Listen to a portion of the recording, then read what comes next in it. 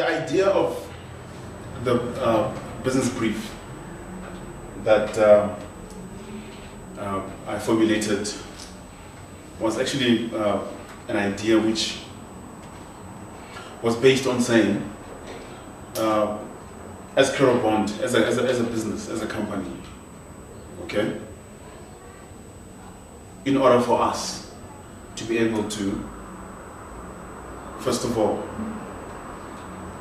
develop higher quality products, higher quality services that we can offer our clients on a regular basis. What do we need to do?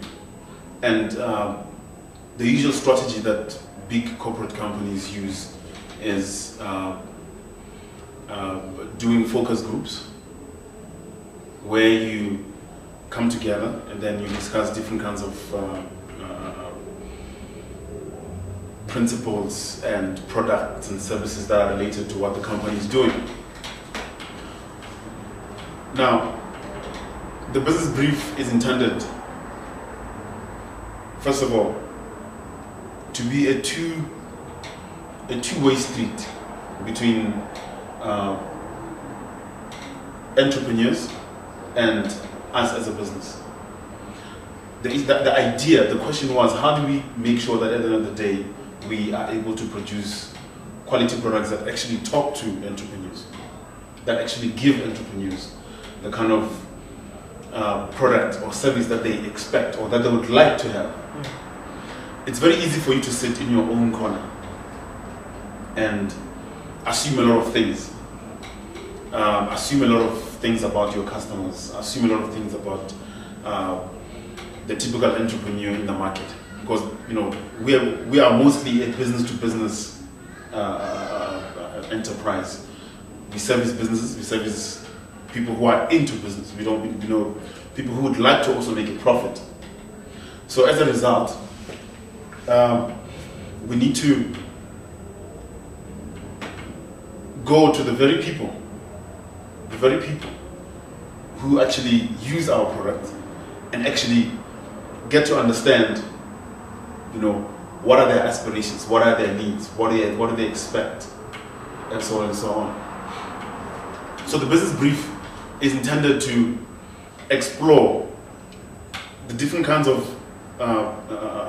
needs that our company is expected to fulfill in their lives, in the entrepreneurs' lives.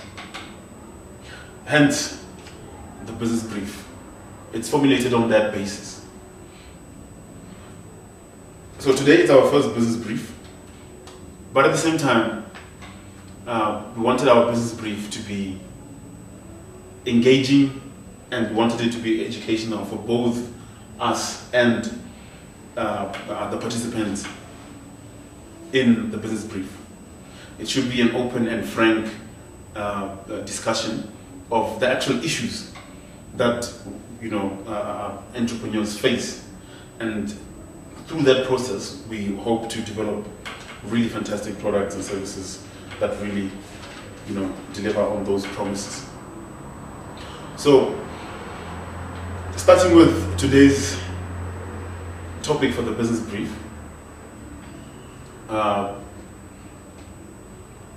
which is called business image. The topic is business image. Under business image, what we're imagining is, let's discuss our ideas of what a business image is, because we believe that the business image is something that transcends everything. The business image is how people see you. It's how people perceive you.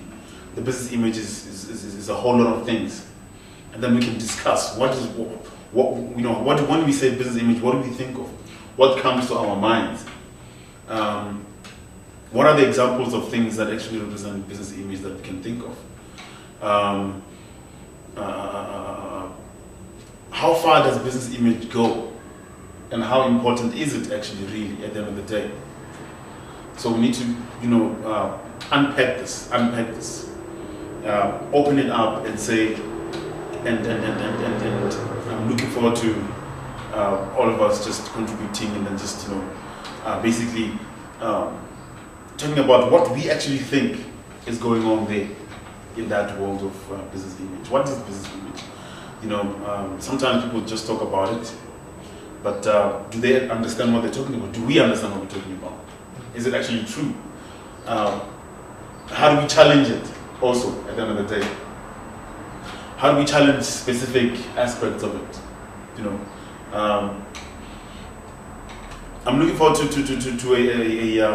a rigorous, a strong exercise of and a challenge. We must feel free to challenge ideas that are put on the table. It's not a one-way thing. It's more like more a situation of trying to find a common ground, a common understanding of when we say business image, what is it that we're talking about?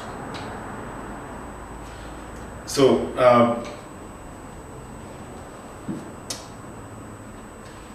we can start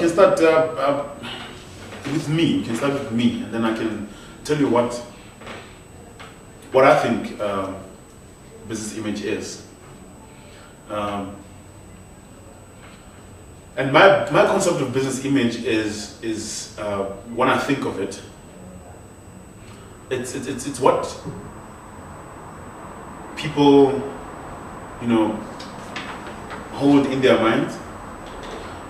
Because I think even the word image in itself, it can be a little bit confusing for some people, because then when you're saying image, people may think of a picture, because it's like business image, which means that it's like it's like an image, like a picture or like a photo or something like that. And people might associate it more with pictures than anything else. But for me, business image is more than just a picture. It's more than just, for example, the logo that you have. The logo is part of the image that you project. But I believe that human beings always associate emotions with pictures. How they feel about a picture is just as important as the picture itself, just seeing the picture. But what I've realized in my experience is that whenever people look at something, there are emotions that come up, that rise out of them, that automatically start becoming associated with that picture or that image. For example, when you see the Pope, let's say, for example, when the Pope arrives and he's standing in front of you, the way he's dressed, the way he looks, everything from the shape of his nose, his eyes, the color of his hair, the way he speaks, that is an image that he's portraying. And then when you look at that, you tend to interpret it in a specific way. But the way that you interpret it, my argument is that it's controlled by how you grew up. What kind of material, like your total worldview, influences how you see an image. Influences how you see an image. Yeah, how you grew up, the kind of life that you've gone through, causes you to interpret images in a specific way, or let's say in a different way from other people. Someone from China, or someone from, let's say, an uncivilized part of South America. When these two people come together, then you place the Pope in front of them and you ask them to to tell you how they feel, what do they think they see, like what kind of emotions comes, or how do they feel when they see that this person in front of them, this image. You find two totally different interpretations and feelings that go along with that. Human beings are very emotional, and more especially the customers, like who actually buy our products. For me, things like color, the color, the texture, the scent, all those things actually, they're not just qualities unto themselves, but they are qualities that bring up a specific emotional response. When you see a specific image, you tend to feel in a specific way. You can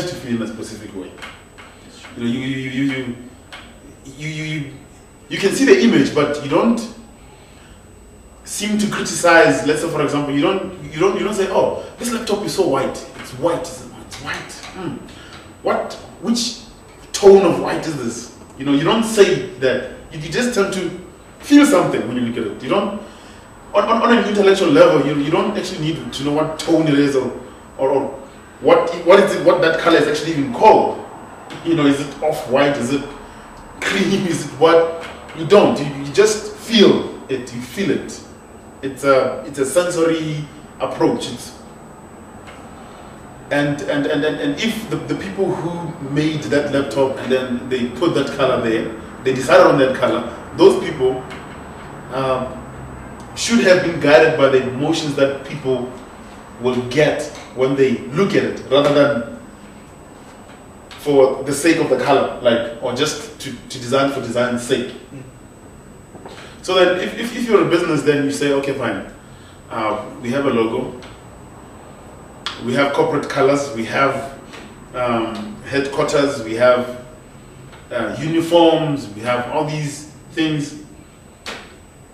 For me, the question will be how, when people look at this, how are they going to feel?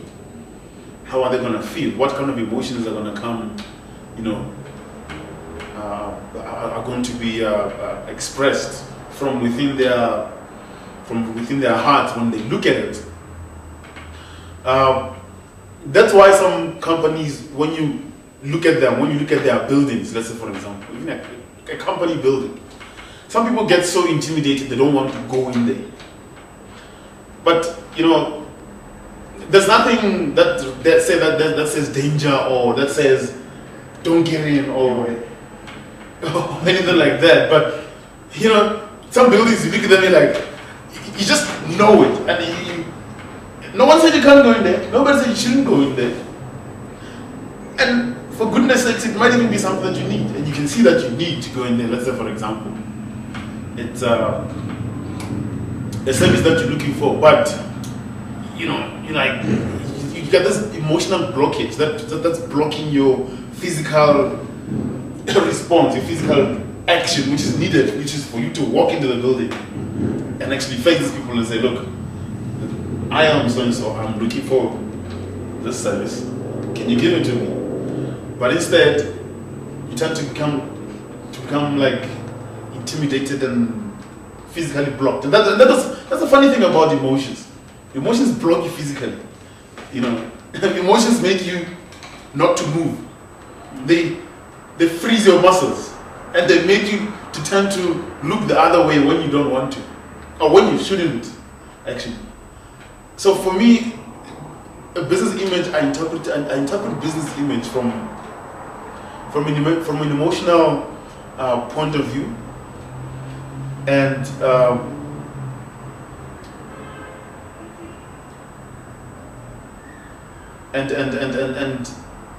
the colors, the sound, how a building looks, how the people in the building look. For me, that's the image. How the words that are written, how the words are actually written. For me, that's the corporate image. The lighting, for example. When you're entering into a company building or an office, the kind of lighting used, that's the image for me. the company profile is one part of the image, but I'm afraid, I feel that most entrepreneurs like to believe and they like to limit their business image to their company profiles, their business card, and their logo. They believe that's the image. They believe that that's it. You know, I've got the logo, I've got the business card, I've got the letterhead, I've got, you know, a nicely designed company profile. Wow, my image is done. That's, you know, that's my company. You know, they define it in that limited scope of a couple of things. You know, that they present or that they submit usually to people, whether it's in the form of a business card or company profile or writing a letter or whether it's what do you call it, a brochure. If the brochure looks in a specific way, like, oh, Dr. Fan, this is nicely designed with, you know, nice letters and everything. For them, it's that device, the device itself is for them, that's it. The logo, the brochure, the business card, but in my experience, then you come and meet the person, the entrepreneur himself. Then he gives you the card or gives you the brochure, and then all of a sudden you don't feel good about this company. You don't like them, and then you find that the problem was the entrepreneur was not dressed right. For example, the entrepreneur didn't have the kind of charm, you know, charm and etiquette, and then you find that those small devices all of a sudden become overshadowed by the behavior of this person, because he thought that the image was limited to those devices. Like, as long as I can have a professionally done business card, I'm done. But the image of the business was not limited, was not bound only within the business card or the brochure, but it actually went further. It went as far as his haircut, the way he looks at people, the way he shakes someone's hand, the way he dresses, and then all of a sudden, you know, things start to make sense when they are viewed in totality. The kind of colors that he was wearing, for example, you find the guy, maybe he's trying to talk to, let's say, for example, a big venture capitalist company trying to get an investment of so many millions. Then he rocks up there with this other shiny party, kind of like I don't know, tuxedo or whatever, red shoes that shine and all that, and some chains and rings, and then, you know, he's like, yeah, let's do this. And then all of a sudden, I quickly back out. All of a sudden, they don't want to give him his 5 million. Then he wonders why. But I mean, you know, those are the kind of things. So those kind of issues for me, I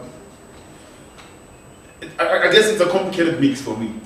But I think well managed, you can get the business image working. So basically, that's my introduction there, to say, you know, what I think about that.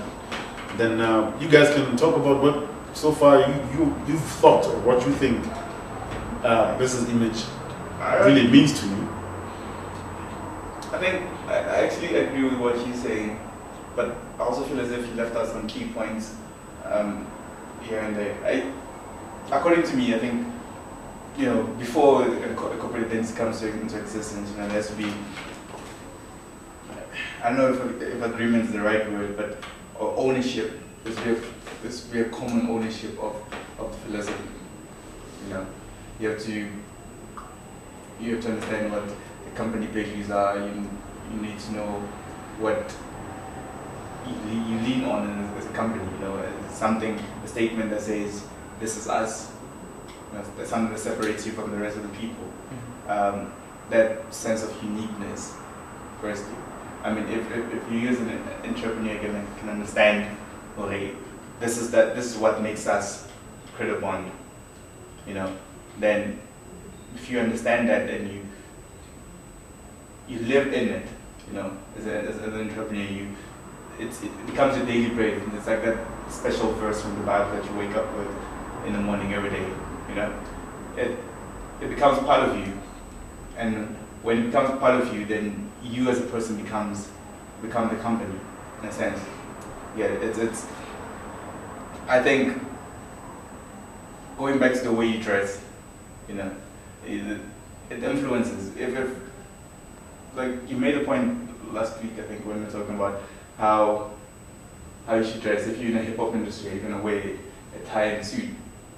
Like you're gonna be in a suit, or you're gonna be wearing baggy pants and all that. If you're in an industry like I'm the one we in, you need to be. I think it's essential that you have to look the part. Be well dressed and fit into the space. Philosophy. Sure. Then it falls back. Generally, then it falls back to you having an identity out there. But in order for that identity to be put there, whether it's your logo, business card, all that, in order for it to be out there, first, it starts from the company as a whole. The company needs to have ownership of their own identity. Your philosophy is an important part. I think as soon as you understand your philosophy, then you can come up with the logo. As soon as you understand the company philosophy, then you can come up with the logo. I like saying that a logo is a company as a whole. Right? Sometimes I don't even need to read the company name, but just looking at the logo, you can understand these people, they do 1, 2, 3, 4, 5. The logo is supposed to tell the person's story. Your logo has to have a link with your slogan, for example, or your motto. So it is important that as an entrepreneur you understand what your philosophy is, and then after that you interpret it in your total company image, your whole business image. It has to be a factor in it. It's actually one of the most important factors in coming up with your color scheme, how your leaflet is going to be designed and all that. It plays part of that,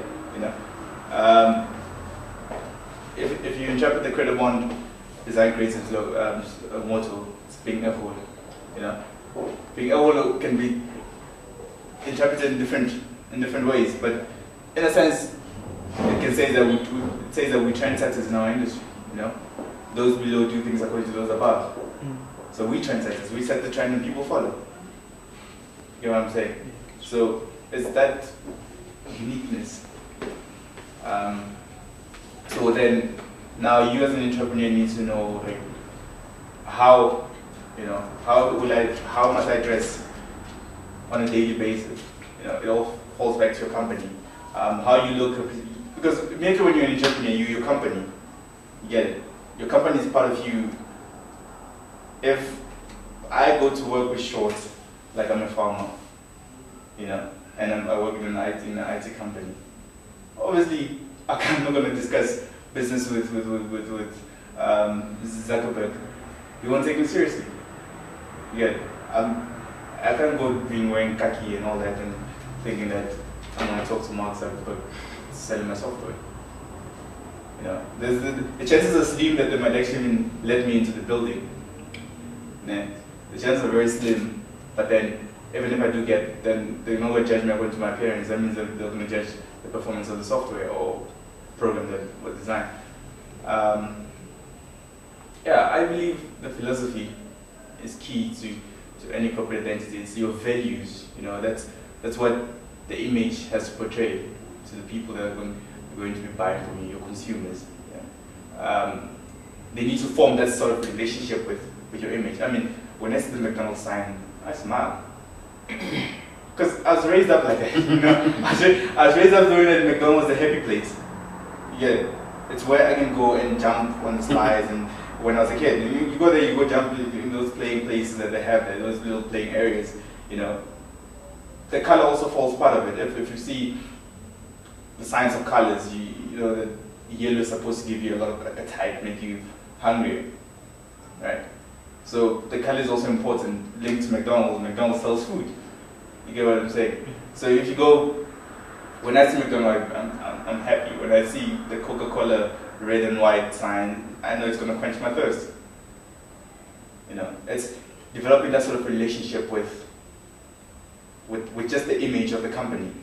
You know, I don't know what McDonald's philosophy is, but because over the years, and you know, because they're out there, they in a sense they educate you in a sense about what they do and all that. You know, you develop a specific relationship as a consumer with that company. You know, every time you see McDonald's, you're gonna have that feeling of like, I'm in a happy place. This is, I mean, most people when they get to McDonald's, they think that they're at home. You know, they can be chilling there, chilling back, and spend hours there. Yeah, because it's a welcoming environment, and then that's just the logo, but then the staff as well, right? If you walk into McDonald's, the staff is very welcoming. You know, they now McCafe, for example, they come, they even give you the food. You know, you just order and go sit and then they bring the food to you. You get it? It's a philosophy that's been passed down. You can't be working for McDonald's and being rude to customers. They're gonna fire you. You know, so they make you as an employee understand. That's also very important. You know, if you're the entrepreneur in management, you need to make your subordinates understand what it is that the company is about. You know, they need to live as much as you breathe your philosophy. They must also breathe the company's philosophy.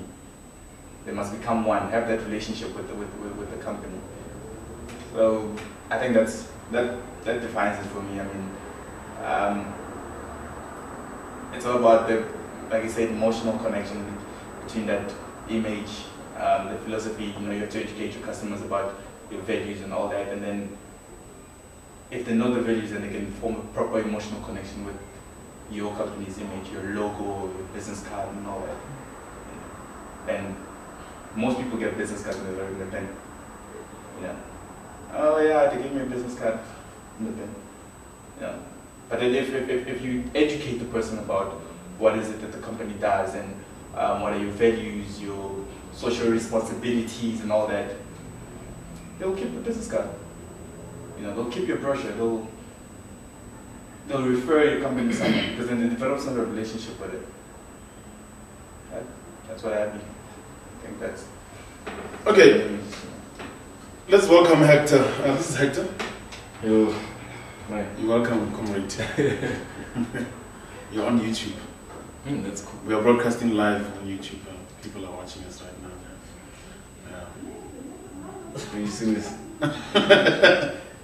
Very serious. Very serious. Well, it's not live, but it's going on YouTube. Mm-hmm. Yes. So we're talking about business image. I hope you got the invitation. But otherwise, yeah,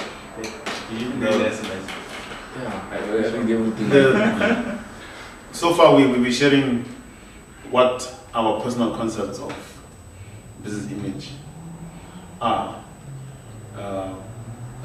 You know, so you can tell us also, you know, where now, you know, in terms of image, what do you think when you say business image? What comes to your mind, you know? And then we can explore that, and we can see, you know, what different angles are we coming from. What informs your definition or your scope, how far you think business image actually goes, you know? We can talk about that.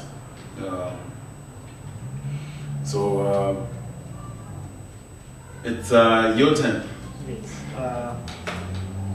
I agree with what you mentioned, and as well what Credo mentioned, watching a program, Secrets of the Superbright, and there was this mental scanner thing that they put this lady into to basically read how he has talked to them, and so they show her images of different handbags. And when she saw the cheaper type of like handbags that you can just basically get from any store, higher end quality brands and the logos, Gauteng's and so on, and Chloe's, her that deals with excitement and yearning and just being basically lit up. Okay. And of company image being linked to the consumer. When a company says they believe in equal rights for everyone, and yet their policies that they can't employ a woman into basically contradiction. You can't put out a certain image to the public and then live out a different one internally. And I think that's what how the company behaves in terms. it's not just enough to focus on bottom line. The consumer has started caring about how they in modern day business, so to say. Okay. Yeah. How do you, at the end of the day, make sure that people actually know that you're doing that? I mean, you can be doing all kinds of good things internally, but then the public then, how do people get to know that? Because that's more on an operational level than the things that you're doing. It's documentation and strategies and structures inside of the company, and recycling paper and making sure that you are living green, so to say. Yeah. But then if people don't know that you're living green, I mean, that's how do you then at the end of the day, get people to know? Because that's gonna be the main issue at the end of the day. To say that this is the image, and image has to be projected, and people have to see it in order for it to influence people. Then that would have to be the point of the image. It has to be out there. Obviously, when I meet you for the first time, it's like, hey, how are you? I'm not start telling you, in our company we recycle everything. Yeah. We are good guys, We save the environment. It's gonna be like, okay, what's up with that? How do you make sure that at the end of the day, people actually know? Or and in fact, who should know? Should everybody know? Probably. I mean, some companies I've seen, they'll write something about that, about how they take care of the environment, although they're not in a business environment. It might be, for example, a corporate firm, But then how do you get it out there? I think it's first creating the culture internally. Okay. Don't go into it with the aim of saying we recycle. It must be a culture that is embedded in the company, and as well you portray that, and perhaps you can even mention it on your annual financial return, so from your AGM documents that might be important to potential investors and potential new clients and customers. So when you document your AGM reports and your final financial statements, in that report you could include how in the year you've contributed to the various things. Okay. So that it's not blowing your own horn like out there, here we are, we recycle.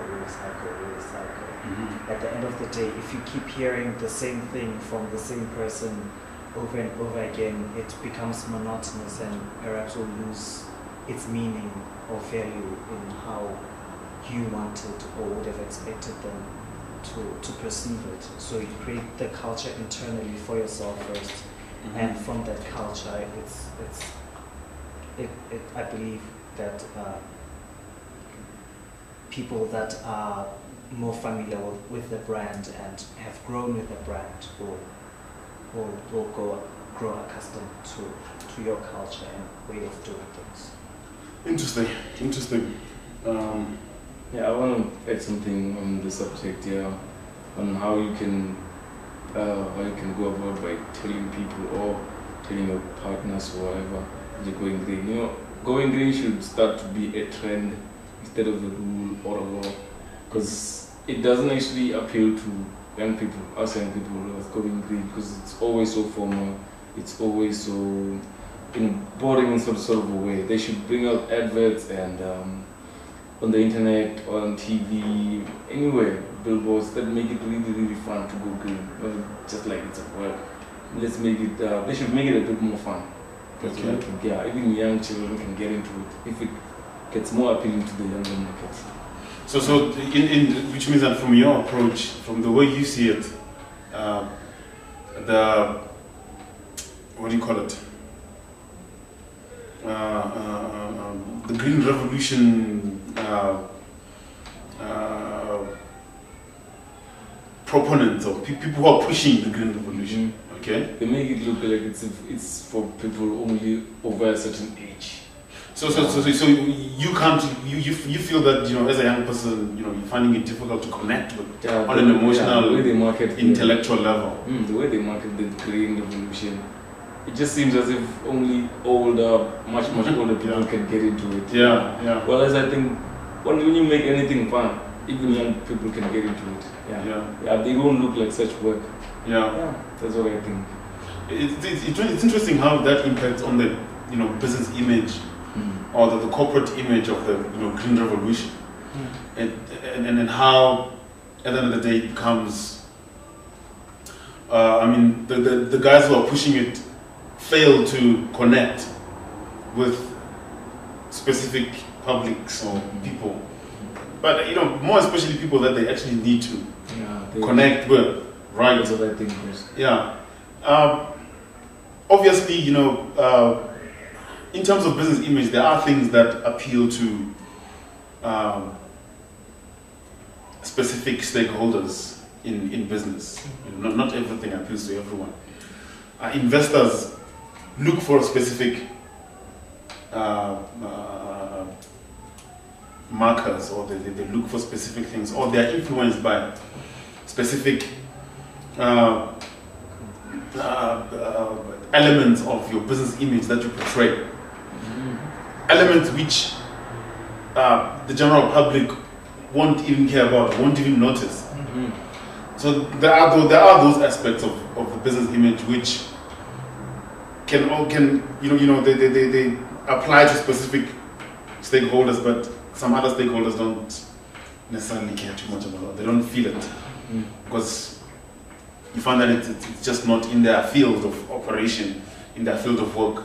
And for you to influence specific stakeholders, you will need to place specific business image elements to target those specific stakeholders. Because then which means that when you tailor making your business image, you have to create it in such a way that you cater for all your different stakeholders and what they need to see in order for them to feel that, you know, in order for you to get their support, to get their buy-in, then you will have to say, okay, fine. The reason why we do this and this and that is because, you know, we're targeting investors. The reason why we're doing this and this and that is because we're targeting consumers, customers. The reason why we do this and this and that is because we're targeting our own internal staff. The reason why we do this and this and that is because we're targeting government. Then you have 1, 2, 3, 4, 5 elements of your business image that you put together into one company, and then you're able to appeal to many different stakeholders that that you need to buy into your business, to be part and parcel of your revolution, whatever that you're trying to do for your company. What I find interesting with some of the things that you were saying as well is the issue the corporate culture and the advertising section. But let me start with the corporate culture. In terms of corporate culture, the way the people live inside of the company, the way the people live, the way the people deal with things, the way the people relate to each other, the employees, the staff, the managers, the directors, all the way down to the secretary, how everybody relates to each other, which is the corporate culture now. The philosophies that they hold in their minds and how they talk to each other, how they relate to each other, how they treat each other. It's one of those elements of business image which I have seen is very critical, and I've seen too many companies ignoring that. Because here's a scenario: you go to this company, you go to their offices, and when you get there, there's one of the managers there, one of the workers, or whatever, or the secretary, and so on. And the way they talk to each other, the way because they're busy, they're in a work environment. And you just feel that one person didn't talk nicely to that other person. And you're just an outsider, right? You're just here. And you're just sitting there waiting to be attended to.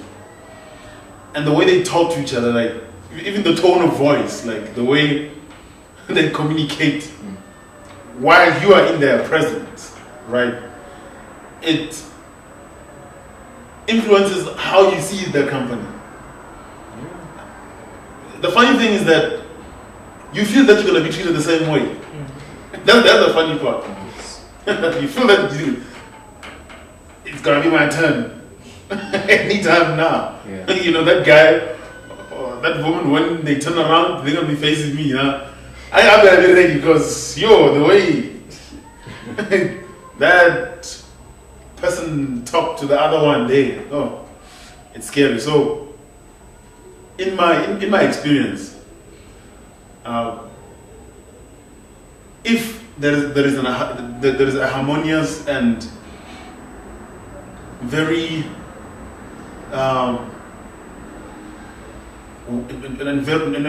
harmonious and very well managed relationships between the people who are actually employees of the company, all employees, managers, directors, whoever, secretaries, and the courtesy. Actually, I think I like to call it. I like to use the word courtesy. And for me, that was one of the most important things that I learned in business, courtesy. And that's why even on the Credo Bonde website, courtesy is one of the most important things, one of the most important elements out of a number of things that we identified as critical for us to be able to be happy in a working environment. Yeah. But then, in my experience, I've learned how courtesy can influence outsiders. When you're looking at a team from the outside, you're looking at them. You will have one of two feelings most of the time. You either want to be with them, you want to share in that love of theirs, you want to share in that, you feel like, oh man, I wish I was working with these people. I wish I was working next to these people. Or you be like, ooh, dear boy, so this is some other tough, no, hey, no, it's like your guard goes up. You automatically start guarding yourself, and you want to be on the safe side. You want to be safe. You want to be like, ooh, I better not make a mistake here. These people are going to kick me very hard. Usually you get one of those two feelings. And I remember visiting some of the big companies and organizations. I remember like my mentor, he had an office there in Linwood. And whenever I visited, I used to watch. It's not something that you decide to watch. It's not something that you decide, let me analyze these people. Let me see how they relate to each other. You don't decide that. It's just there. It's just obvious. You see it. It's right in your face. I was impressed, subconsciously, emotionally, in the back of my mind, by how, Jacob was relating to people who worked around there, how they carried themselves in that work environment, in that office, the way they talked to each other, it was just smooth and seamless. There was no I said I don't want this cup here, or some or like what's that, this one is what, or or somebody shouting or somebody like correct this. I'd have been there many times. I used to visit them. From the way when I get in, the way they greet me, the way the reception. I think many companies don't even understand what a reception is anymore. The reception desk was intended to make people feel lush and happy and smiling. These days the receptions, many companies, they're so cold. Yeah. Most receptions are very cold. They really cold. The receptionists themselves, the receptionist herself or himself does not receive you. They don't welcome you. They're not excited that you're here. They just want to ask you, what do you want? Who are you looking for? And do you have an appointment? Do you have an appointment? And that is so sad. But later when because I'm a student of life, I'm a student of business. And I always analyze things. So some things, I realize them later, but I'm always my mind is always just connected to see new things. So later on I was thinking, that was nice. Why? Why was that? How come when I come to this office, Jacob, people are always so nice and so smooth. Thank you. Everybody says thank you. Bonde, would you like tea, coffee? With milk? With the way they ask it, it's like you're in a movie. It's like you're in a movie. And every time. And I used to go there many times. And it's not something that I did. I was not a high-profile client. I was not a high-profile client.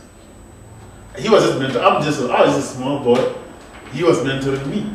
He meets many big people there, bigger than me. But as small as I was like, wow,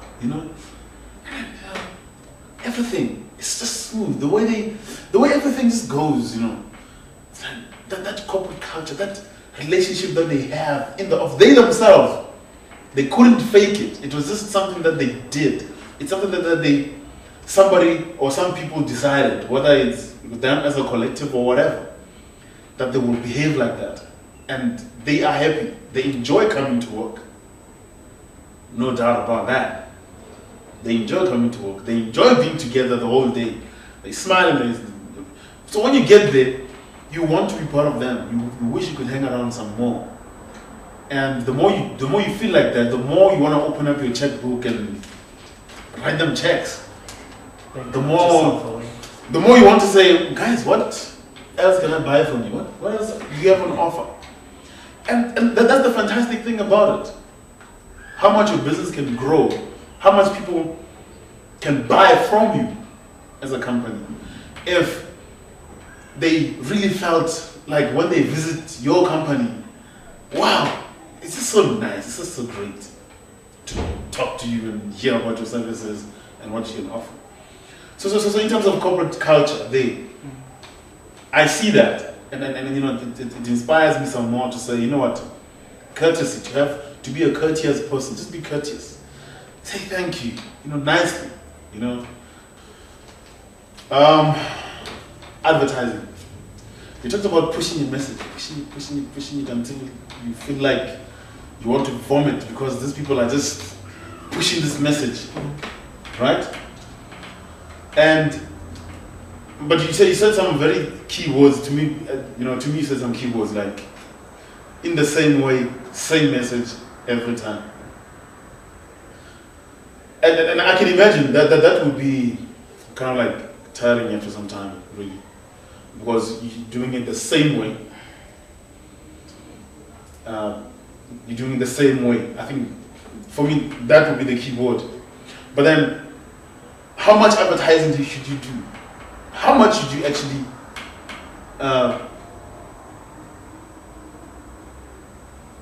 push a message? How much should you actually like grind something in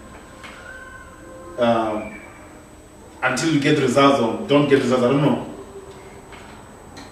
I'm sure that there's some examples that we can talk about. I mean, because the school of thought in advertising is that you have to advertise as much as possible. Advertise like crazy. So I was fascinated when you said that. How do you feel about that? It depends what you're advertising, and I think your angle as well. If I, as a consumer, have been seeing the same ad since '93, yeah, and your competitors have become a bit more appealing, a bit more modern in their approach of doing things, I think it also switches off what we don't understand or see about emotion, because in advertising you tap into an individual's emotion, and that emotion can also not be beneficial to you. If someone sees your logo and they turn angry or immediately switch off because they're already expecting it to be what they've heard.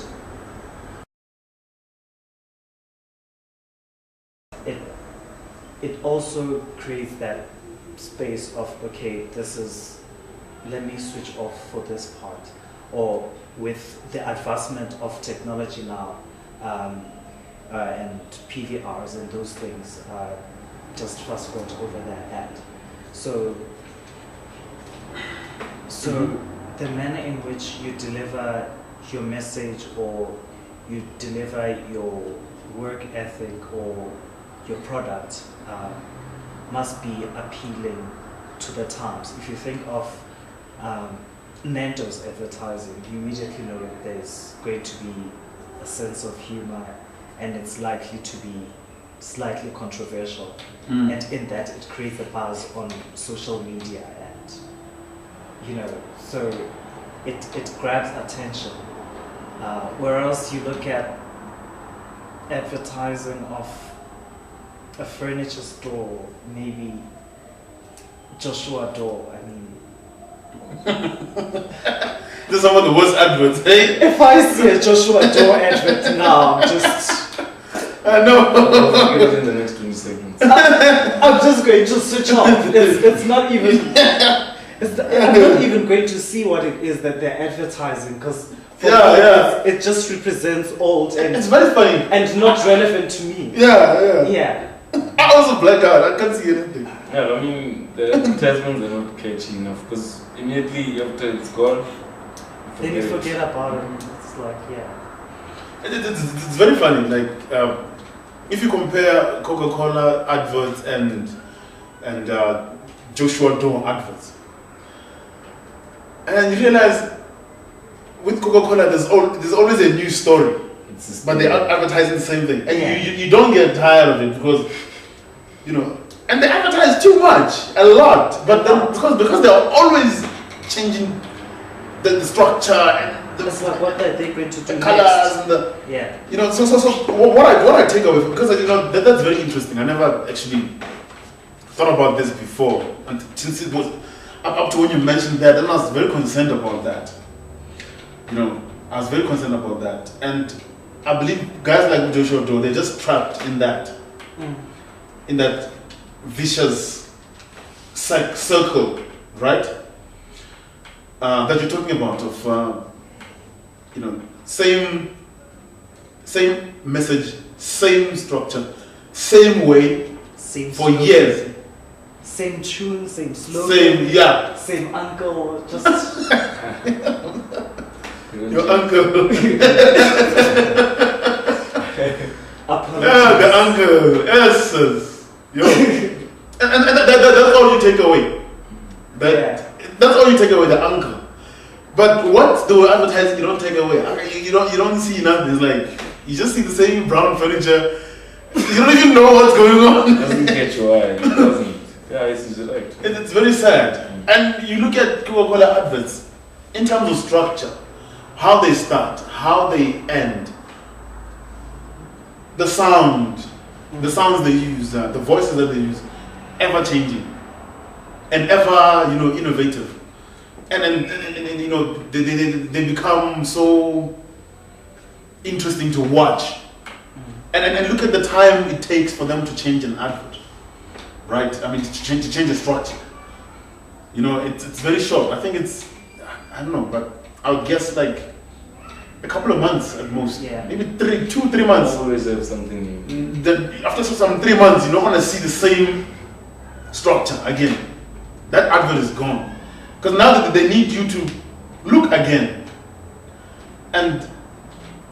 But for me, to push advertising like a mad person is one of the most important principles of marketing. I believe in that. I believe it works from what I've seen. You need to push a message until you know it goes through, but it won't go through if you're gonna take the Joshua Doe approach. Then it'll be a big waste of money, big waste of energy, and people black out. You know, I like what you said when you say you immediately when it happens again, then you feel it's time to go grab a drink, it's time to go to the blue, or it's time to check outside if everything is fine, or it's time to go grab a snack.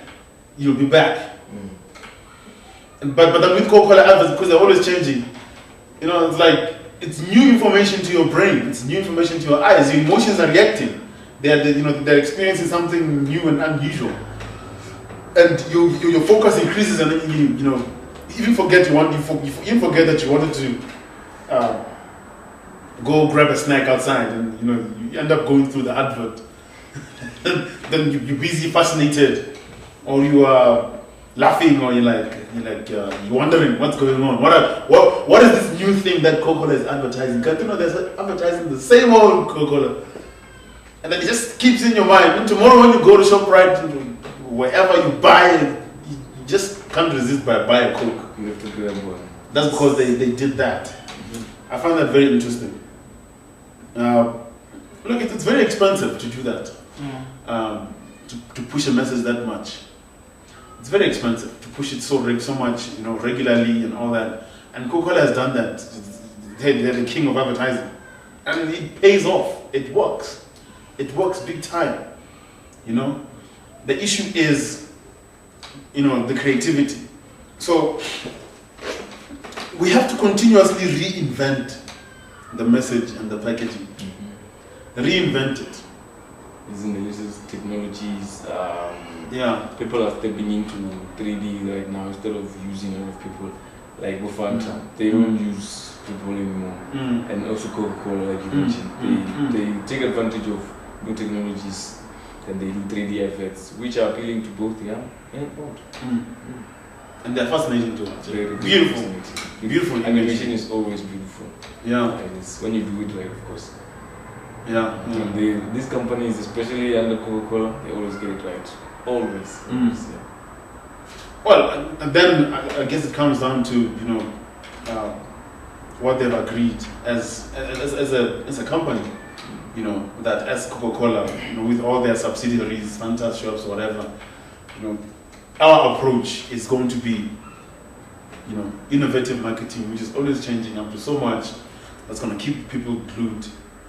And these guys go to the extent of changing even prints on the trucks regularly. You know, they're not lazy. They don't spare their cents. No, they don't. These guys are not lazy. They change the packaging on the bottles every time. They change the put stuff. I'm always fascinated by the Coca-Cola bottle. Like, you know, they're printing something, and that's part of it. Then somebody from the old, and Coca-Cola is from the old school, but they don't behave like old school. But there's some people who told themselves that, Bona, no, they don't want too much. They don't want too much, or they tell themselves that. There are these people in marketing, they're busy killing companies' images because they refuse to innovate. They refuse to be dynamic. And really, in the 21st century, things have changed big time. You can't behave like that. You know, you have to be so creative. One of the companies that I've been impressed by is this other company. What they do is that they allow their logo to be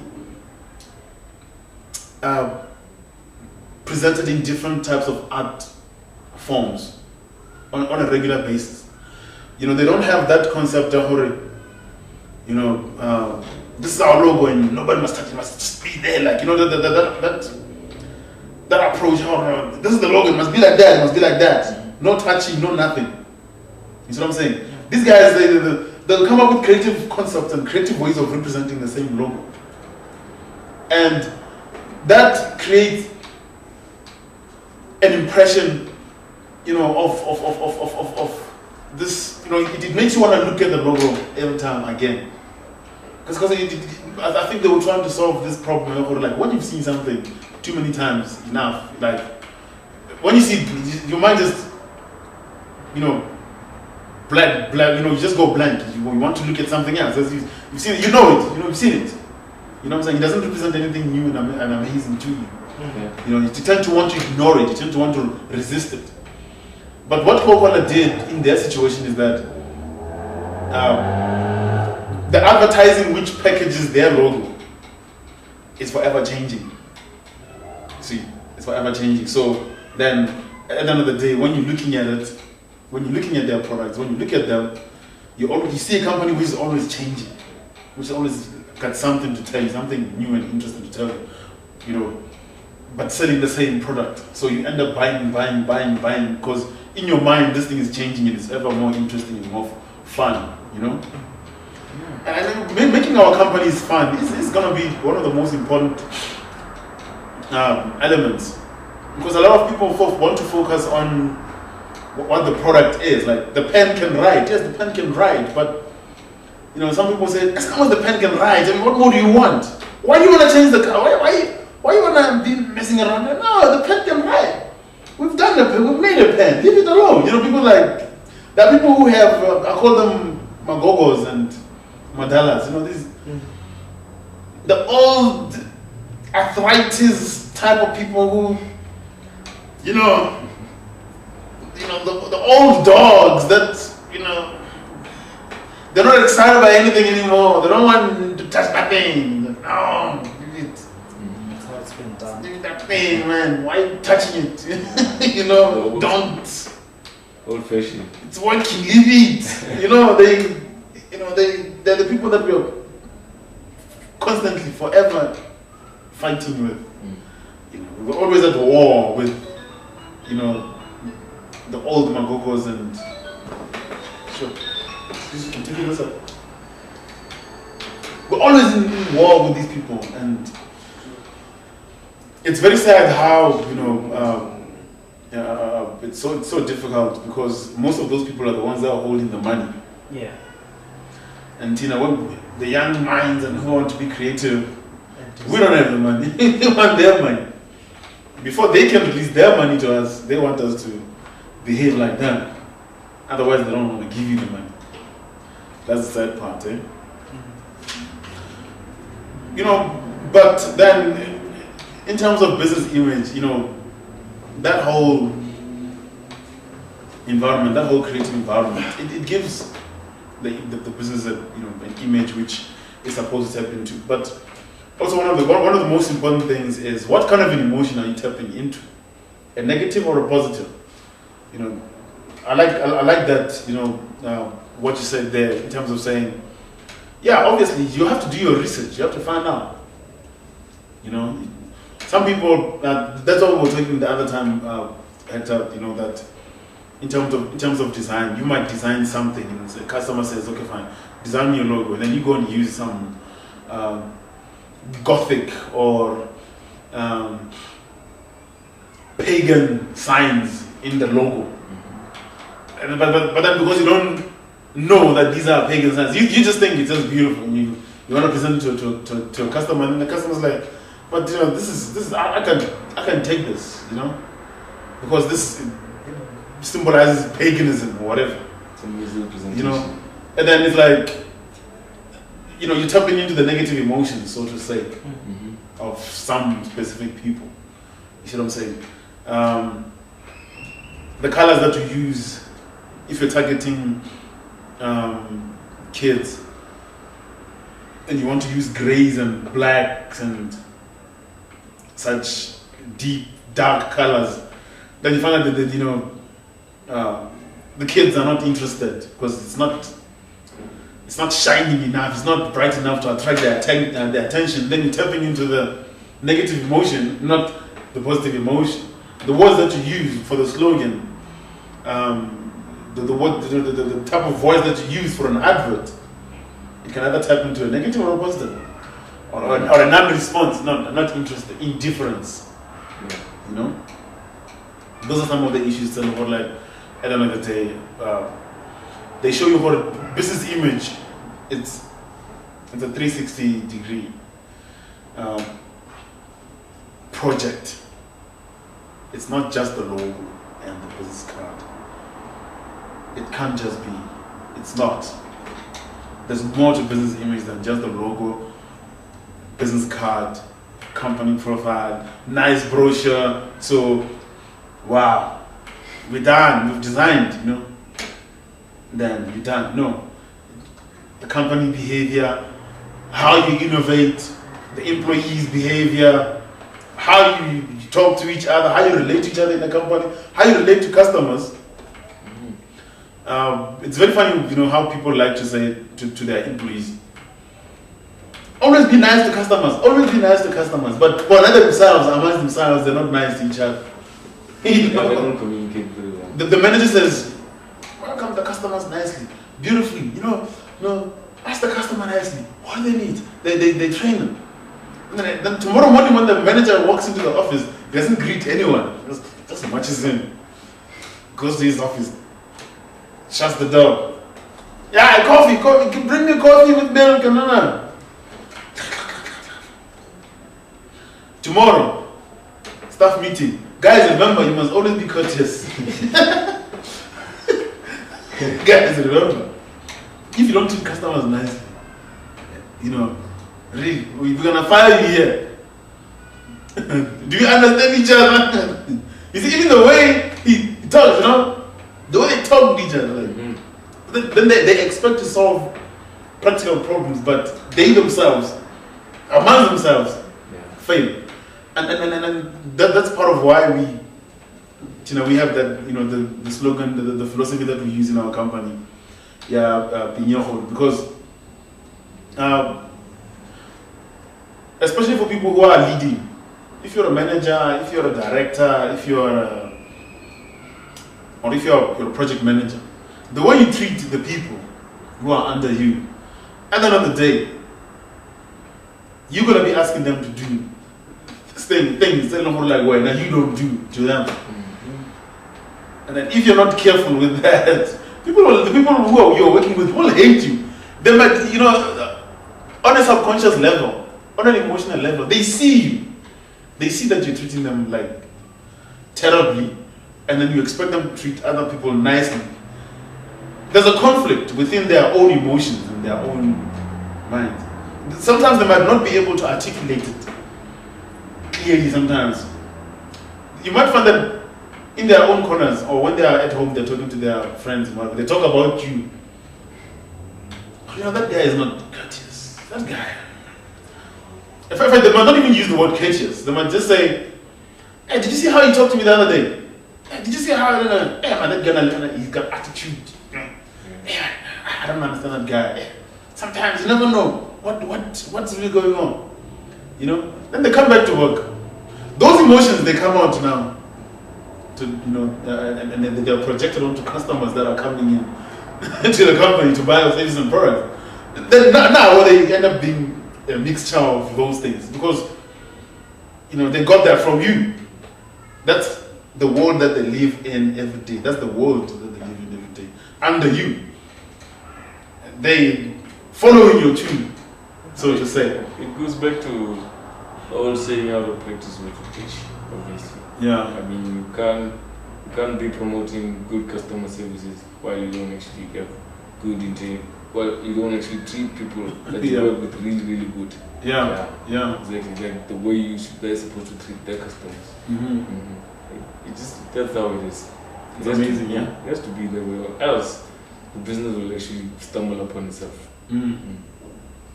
I remember feeling sometimes getting into some of the businesses and some of the companies. I used to feel bad because I used to feel like, this rude cashier or this person, like I'm getting into the company, and this is a person who doesn't seem to care about me, and I'm bringing money to the company, whatever. I'm going to buy.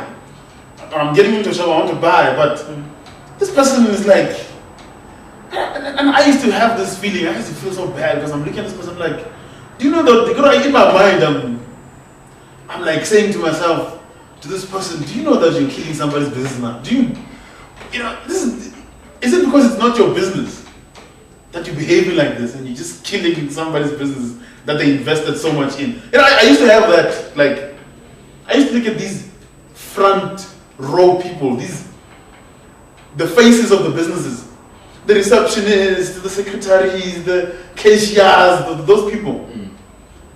How they behave and then how they also treat us and other people. I'm like, you're killing somebody's business. It's not that they hired you to come here and build this, but now you're just chasing all of us away because of your behavior. But then today I'm coming to the realization through this discussion that those people, the chances are their bosses, their managers are treating them like that. Their bosses, their managers, the people who are running the businesses, the owners of the business, are most probably, there's a very, very, very high level of possibility. I'm willing to bet my last 100 rands on it. That the bosses are just as rude, just as, uncaring, just as, and the image that you see in front of you of the cashiers, the secretaries, and all those people who deal with you, the mechanics and the servicemen, the people who come to fix stuff, the way they behave is most definitely, most probably, there's a very high chance, out of 100, I'm sure 98% of them are behaving like that because that's how their bosses treat them. That's how the company owners treat them. That's how uncaring they are. They don't see the point of caring for you. Why should they care for you if the people who employ them don't care about them? Yeah. So the people who are actually killing the business are the business owners and the managers. Actually don't follow their own philosophies. Well, most probably. They expect the front row people, they expect the ground soldiers to behave like brave people and be heroes, but they themselves are terrible people who are treating these people below them. So then it found that the owner treats the manager terribly, the manager treats the workers terribly, the workers treat the customers terribly, Because if you take care of workers, of the workers' rights, make sure that they're happy at work, make sure that they're paid properly and fairly, make sure their working conditions are good, make sure that you are courteous to them and you listen to their concerns and their needs. Make sure that you're really concerned about their well-being and they actually are happy. Then, there's no reason for a worker on the front row to be miserable. There's no reason for them to be miserable and feeling like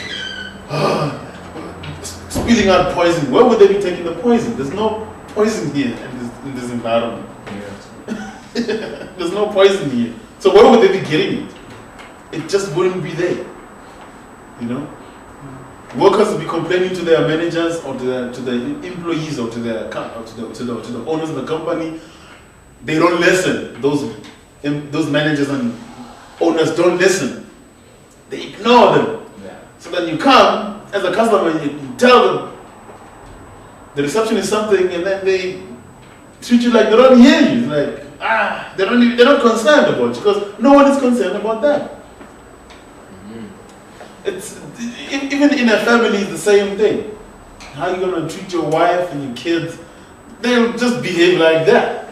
How the parents treat their children. The children feel that it's the right way of doing things. Like that's how you should treat other people. Because I'm treated like that, so why shouldn't I treat you like this? Yes. Right? They take that from their parents earlier. Yeah. How to treat other people. Yeah. So to treat it at home. But anyway, it's this discussion is very interesting so far. Yeah. It's very fascinating. Some cool stuff, really. Some serious stuff.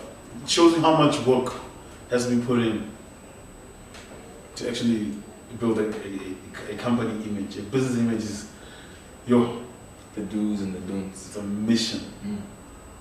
It's a big mission. And the funny thing is that is separate from the actual product, from the actual service, from the actual. The funny thing is that it's so much work, but it's got nothing to do with the service or product. The service or product is something else. The technology, and when you come to the product, how innovative the product is, what the product does, how much sugar you put in it, or how much electronics and the engineering that goes in there, or the material and the texture and all that. You haven't even touched that. You haven't even looked at how sophisticated your service or your product is. How great your idea really is. That's one thing. We're only talking about the other thing now. The image. Because if the image is bad, that product or service of yours won't be appealing. People won't buy it. People won't buy it. People are not interested. People believe that if this is your business image, then it means that your product is exactly like that. You could be having the most incredible product, fantastic, like new innovation, like wow, this thing can jump. This is a laptop that can walk, man. I could send this laptop to the internet cafe to fetch me some documents. You know what I'm saying? Yeah. And to actually do that, but you find that people tend to dismiss you, like, come on, man. Because the feelings, the emotions that they get from the business image that you have built is just terrible, it's just negative. And I thought I'll tell you a story about a friend of mine. The more I talk about it, the more I think about him. He had a fantastic project called the 5 Cent Project. But the guy was terrible. His business image was terrible. I'm talking about a fantastic project. And many people even acknowledged that this project is fantastic. It's going places.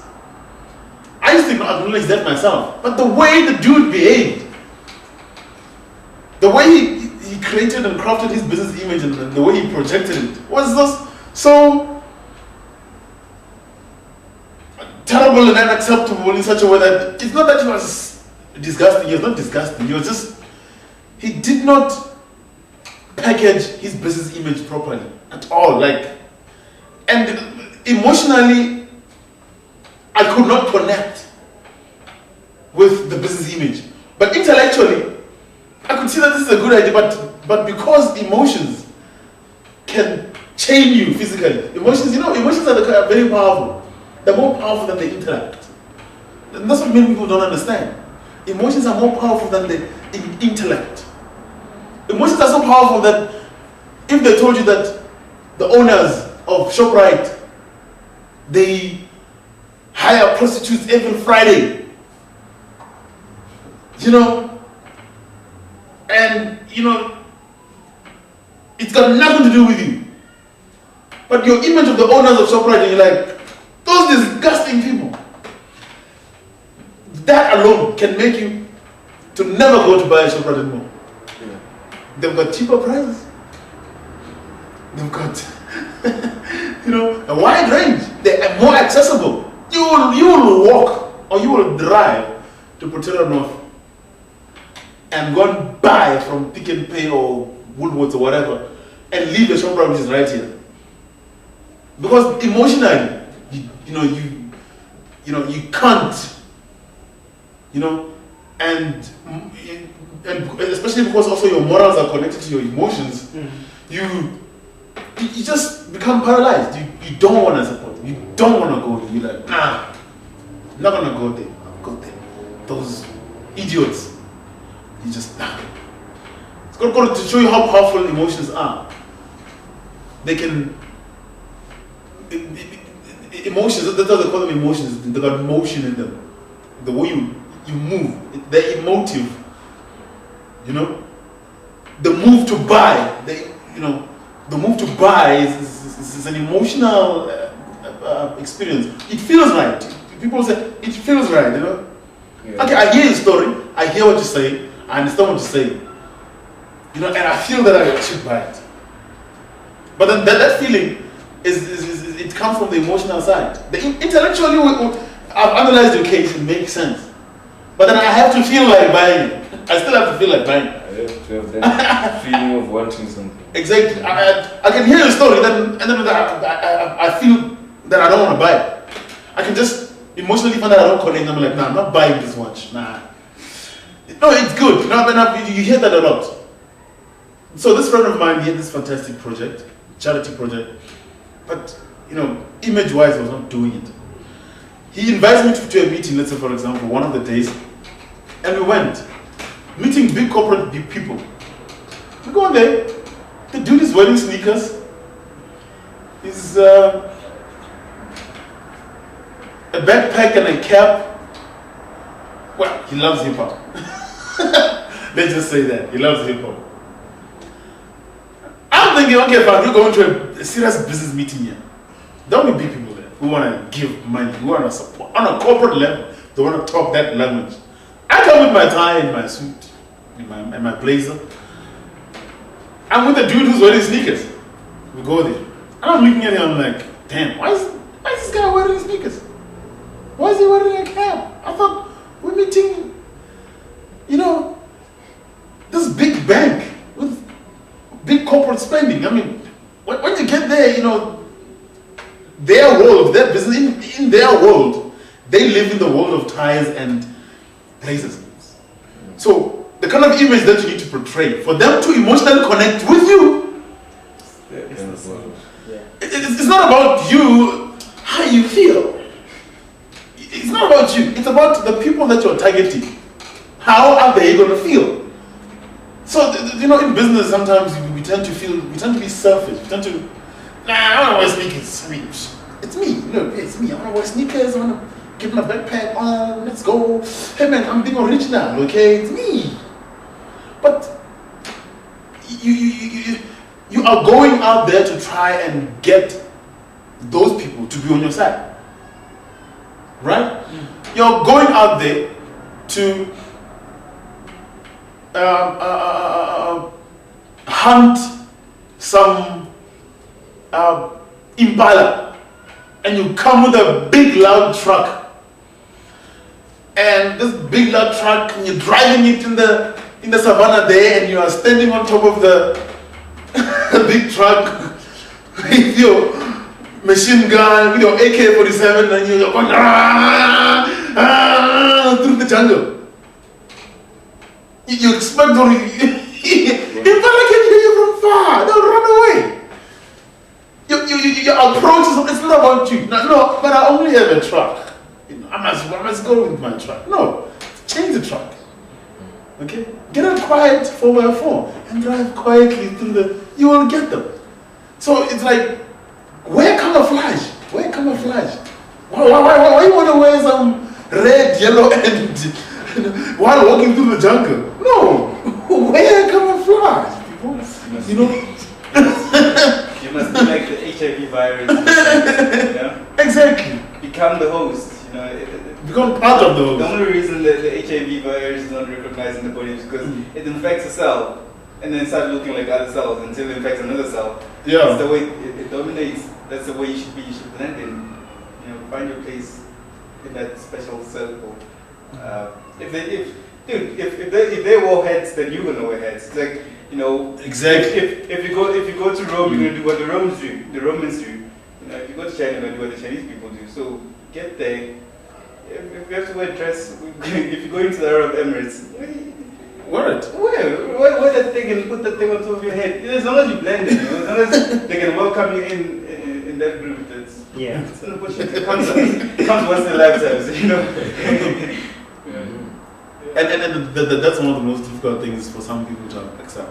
Especially, look, if you're in business, you don't have a choice. If you're in business, you don't have a choice. Unless you're in it to lose. But if you're in it to win, then it's like he's saying, I mean, really.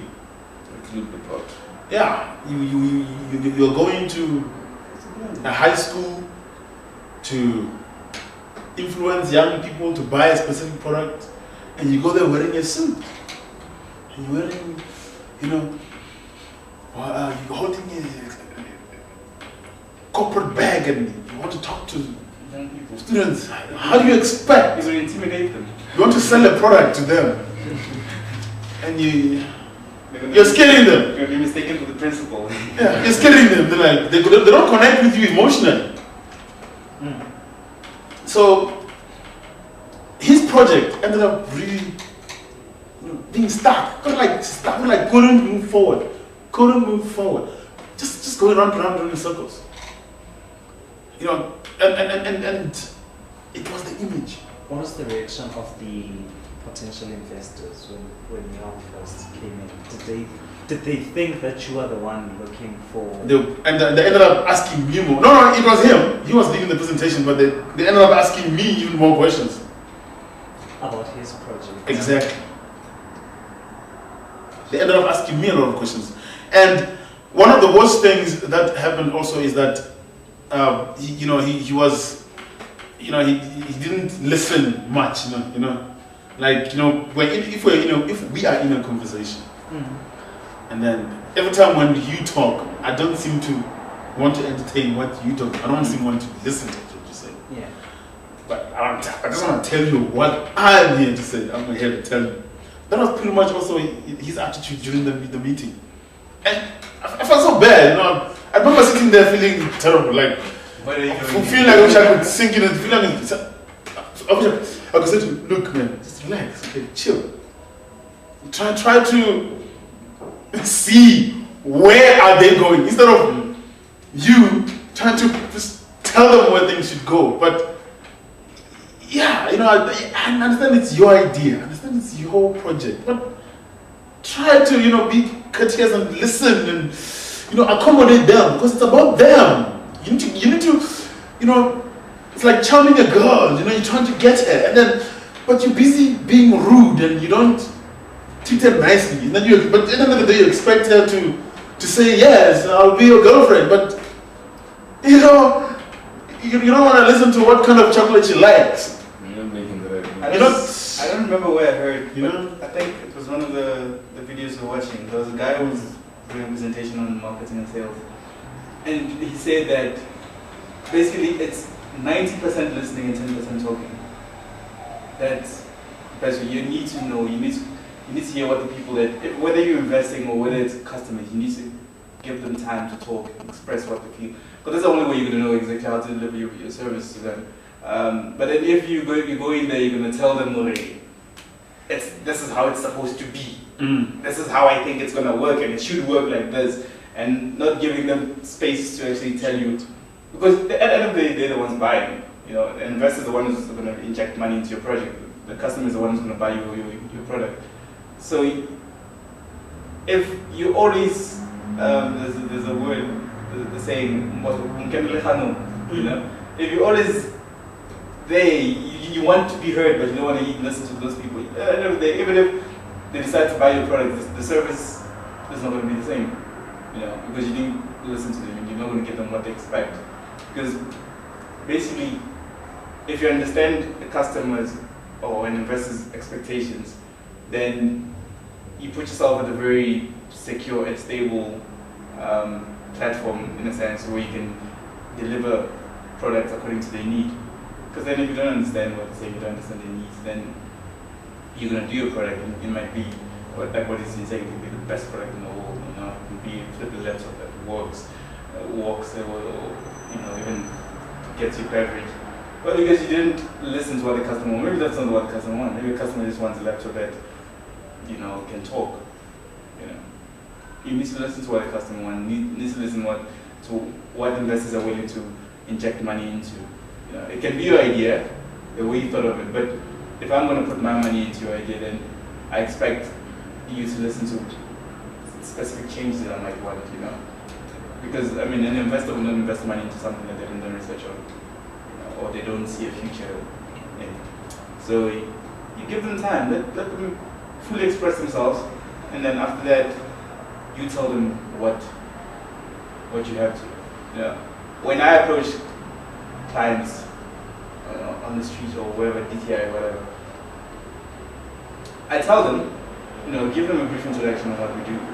Then I give them time to ask as many questions as they want. Because then a person who's willing to ask questions is a person who's interested, right? At the end of the day, they're not going to blow you off. You're not going to be blown away, you know? Like, yeah, we'll call you late, or we'll call you next week. If next week comes, they don't call you. But if you give them time to ask you, so, yeah, what does the PHP website do, you know? What features does it have? And you answer it with confidence, and you know what you're talking about. People like that are definitely going to call you back. They will. Whether it's not that week, or maybe, but in a year or maybe or 2 years in they'll still come back to you, you know, because you educated them. I think it also falls back to educating. You know? Yeah, look, it's really what we were saying, you know, to say business image is one thing. What your company does actually is another thing. What your company offers is another thing. So the image for me comes down to emotions, it comes down to interactions, it comes down to the treatment, it comes down to corporate culture, it's human relations. It's how you look. Yes, it's like, you know, the literal picture, the imagery that you see, in terms of the logos and the colors and the way you arrange yourself, the way you dress, and how you behave. So it's how you dress your company, how you dress yourself, and how you behave. I think that for me can kind of like sum it up. If we were to kind of like you know, summarize business image, it would be the way you dress your company, right? The way you dress yourselves, the way you behave towards your customers, and the way you behave amongst each other. Four things. Would you say a business image will change for an online type of like situation? If you have an online store, so you and me, we never meet. I would say, like the way your website looks, the way your interface looks. Obviously, that's how you dress your company.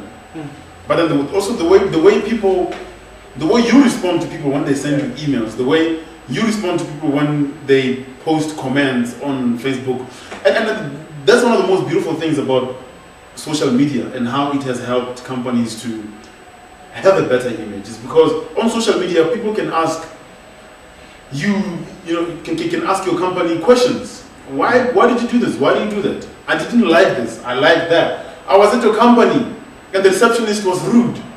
You get an opportunity to answer that question, to deal with that. Sending emails is not very efficient, especially for big companies.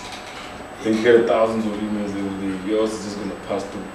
Yes, but immediately when you send an email to a company and yours just passes through, that's part of you. That's how you treat customers, and that's a bad business image.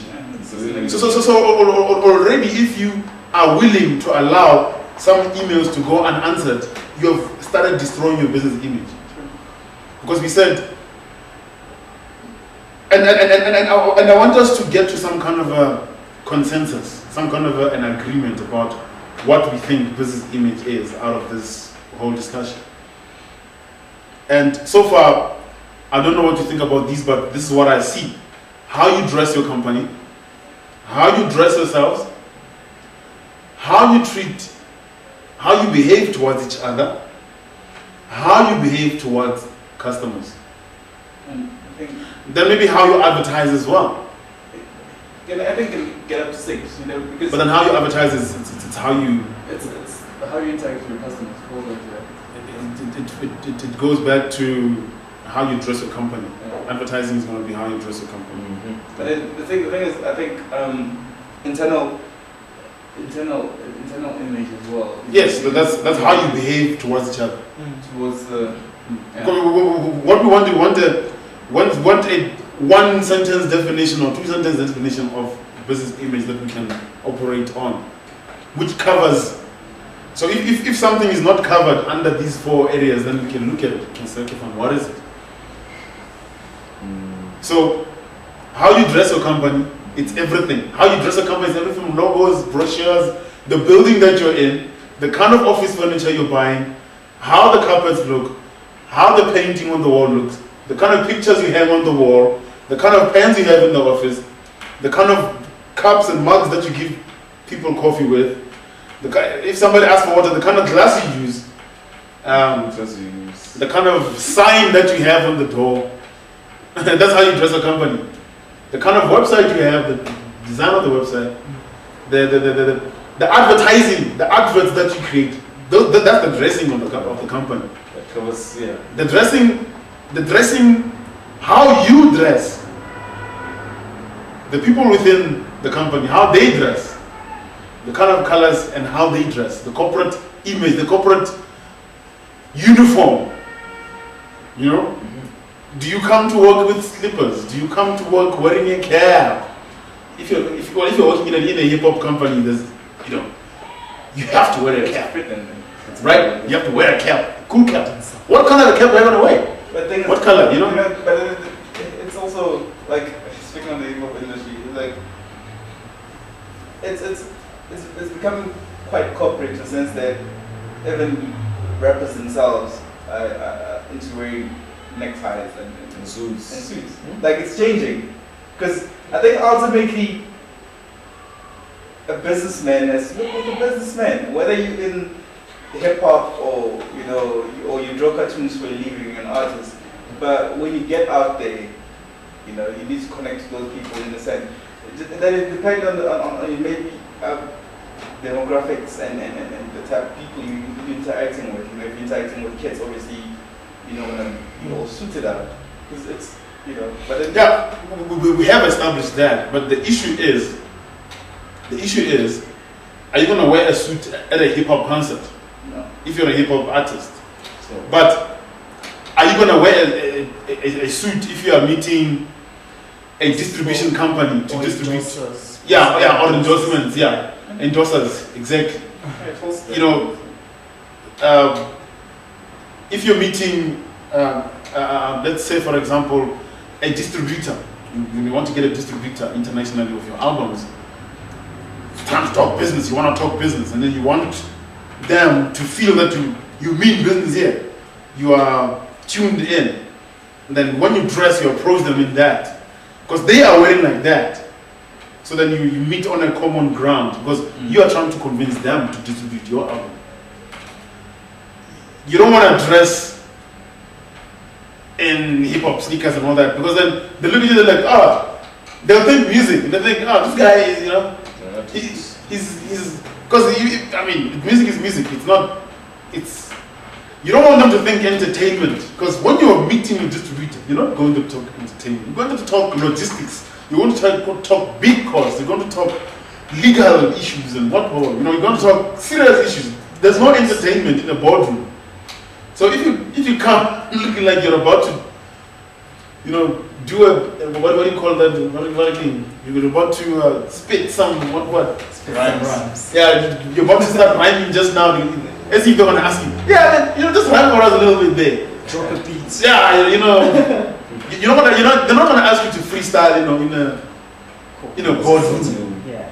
That's why you'll find with Jay-Z, when they go to those, they wear suits.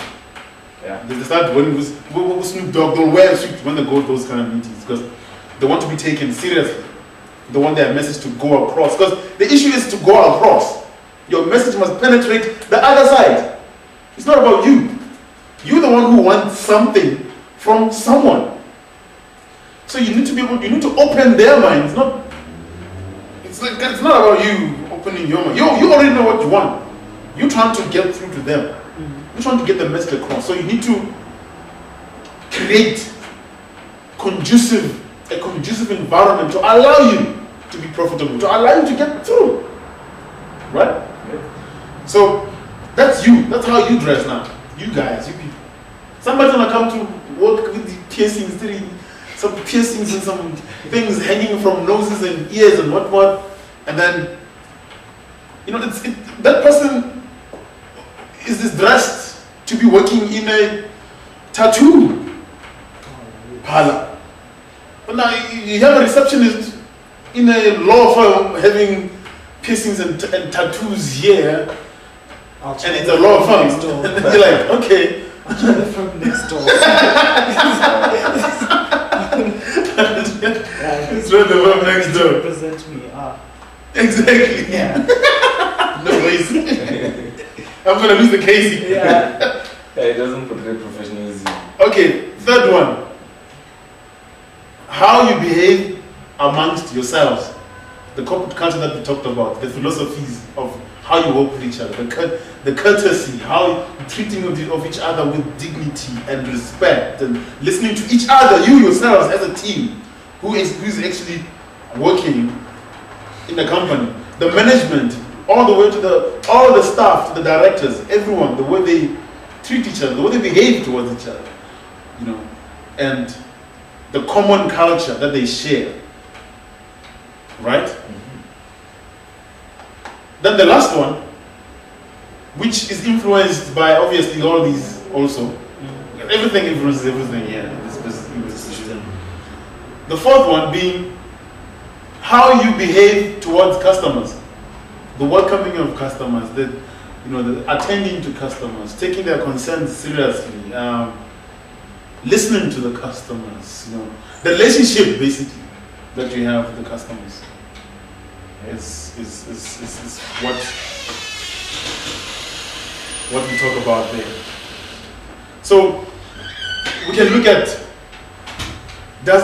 do those 4 areas all come? No. Those 4 areas, do they actually cover what we feel a total business image solution should cover those? Or do you see a lack somewhere, something that should add, or do you see something which is out of place that is not supposed to be there, from what we see so far? For me, it pretty much covers more than 80%.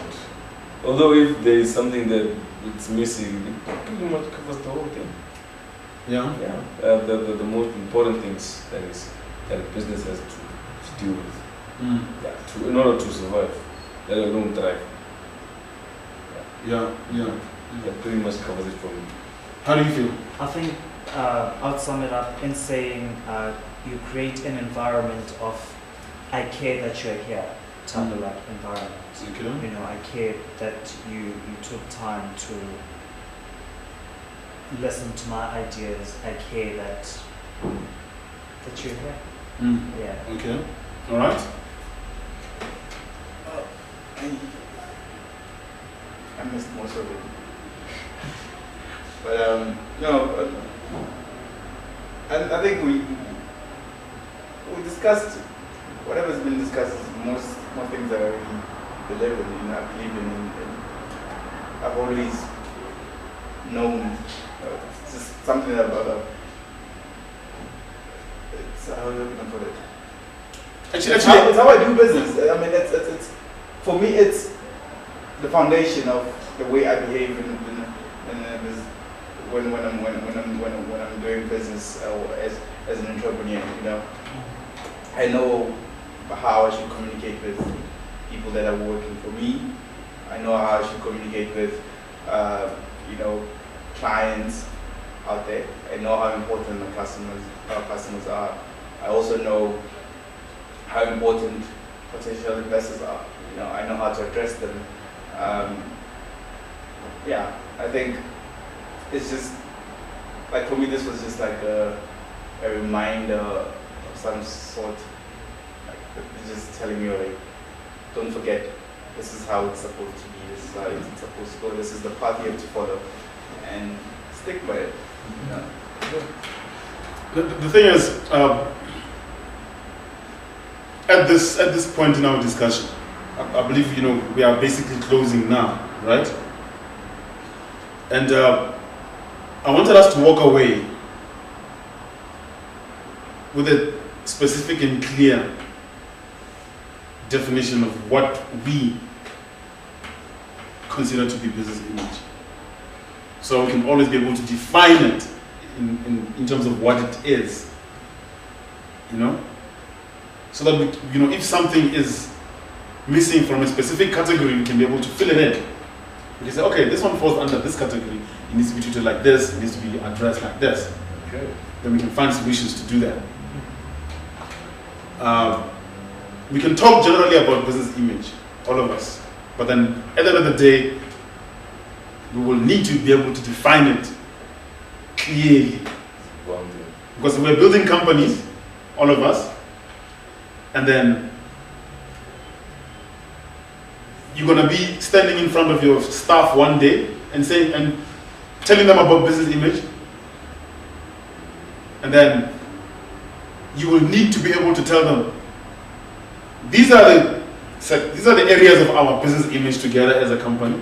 Your managers and your people who are working for you, and your partners and whoever. These are the areas, guys. Everybody must be able to know and understand.